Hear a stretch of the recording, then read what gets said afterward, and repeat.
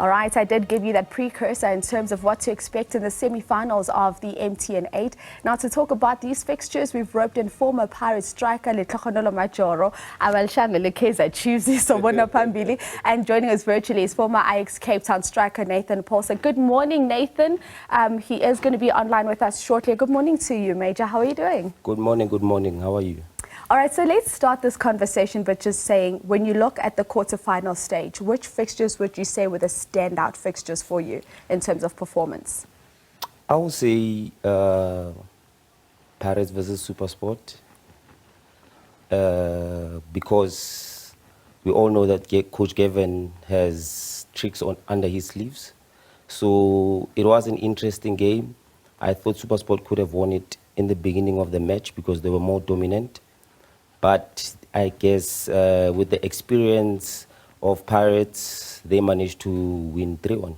Yes, Orlando Pirates, of course, securing the 3-1 victory in that game against SuperSport. When you look at, though, that the fact that Orlando Pirates are the defending champions of the MTN8, back-to-back winners, and the work that they did in the transfer market, what do you make of the signings and the players that they've brought into the team for this upcoming season?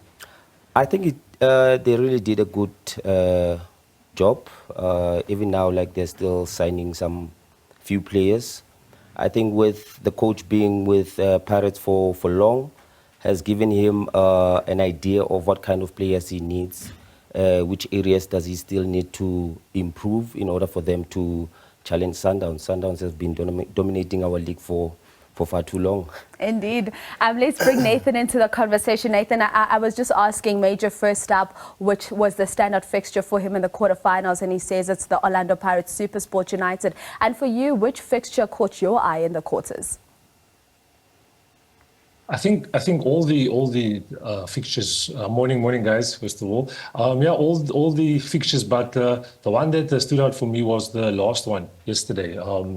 Sundowns versus Polokwane City. I think it was a good look at the Sundowns post Rulani, which was very interesting. Though they dominated that game. However, the sharp end of the attack wasn't yet functioning, as everyone had expected, and it actually gave Polokwane a perfect opportunity to snatch a victory, which unfortunately they could not. So yeah, that was a interesting tie. But I think all four teams in the semi-final are our best footballing teams at this given time. And he speaks about that, just saying it's the first time we saw Mamelodi Sundowns coming out without a coach, Rulani Mokoena. And we heard before that Coach Manqoba just speaking about how Sundowns is going to come out differently this season. They're going to be much pacier. And we kind of saw elements of that in the game against Polokwane City. But I also just want to touch on perhaps the fact that they had to go into the 120 minutes against a Polokwane City, where at some point we saw Coach on the phone getting some help from somewhere. We don't know. He says it was other members of his technical team. But what do you make of that from a psychological point of view, then moving into the semi-finals for a Sundowns team that, as you say, have always been dominant and having to be pushed all that way far by Polokwane? I must say, like, every change takes time. Like, I think, like, now, even though Coach Manqoba has been there for long, Coach Steve left and came back, Coach Rulani is gone, certain things are done differently. So I believe Coach Manqoba has his own ways of doing things, like now improving the speed of attack in terms of the way we know Sundowns has been throughout the years with a patient build-up, but now he wants things to be sped up. So with the opportunities that they missed, I think it's part and parcel of that, because like there wasn't that sense of composure within the box. They wanted to quickly finish their attack so that they can score. But with time going by, I think frustration got over them, and that's why it went all the way to 120. And it did. Let's talk semi-finals now. And Nathan, I want to start with you. We look at Mamelodi Sundowns. They're going to be up against Stellenbosch. And we know Coach Steve Barker, Stellenbosch is not the easiest team to come up against. So what are your expectations in that semi-final? Yeah, I think it's a very interesting semi-final because it's a footballing team against a team of grit. I think, Stellenbosch has proven to everyone over this last couple of seasons that having good, organization, having a team that accepts the coach's philosophy, can be a tough opponent for the kings of South African football at this time. Sundowns, is obviously trying to adopt a newer way of playing, just in minor adjustments, and that could prove to be a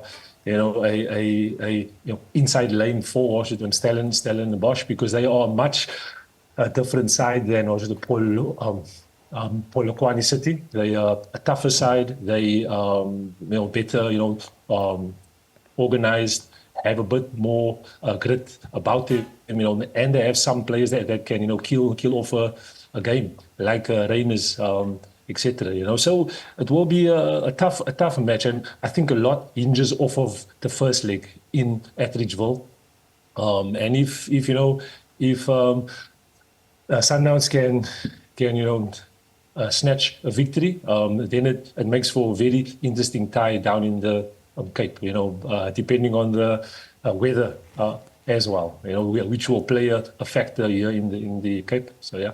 All right, so we'll see how that one pans out. And then we move into the second semi-final, Orlando Pirates, who are going to be away from home in the first leg against Cape Town City. And we know what coach Eric Tinkler's side can do, but how do you think they'll fare up against the Spanish guitar?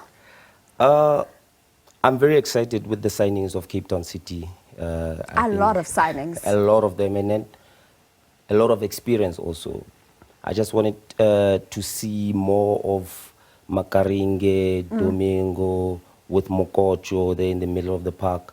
I think Cape Town City has a solid team, but with the game that I watched when they played Skukuni, defensively they're a bit lacking in a way. And I believe when they play against Pirates, and the Pirates that we all know and we've seen their preseason games, they might exploit them there at the back, because if they get slight opportunity to score, they will score. They will punish you, and that will be a very interesting game. But I believe it is one to watch, and I foresee Pirates going through, but even though it will be a very tough one. It will be a tough one.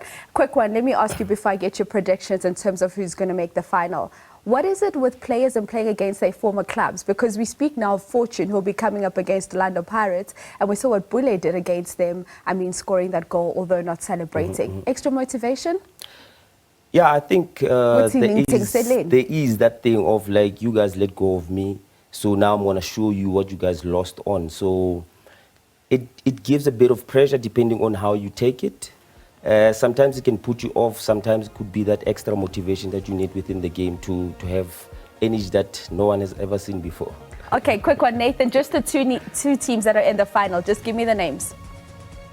Orlando Pirates, Mamelodi Sundowns. All right, and for you, Major? Same, Orlando Pirates versus Sundowns. That's the final. Repeat.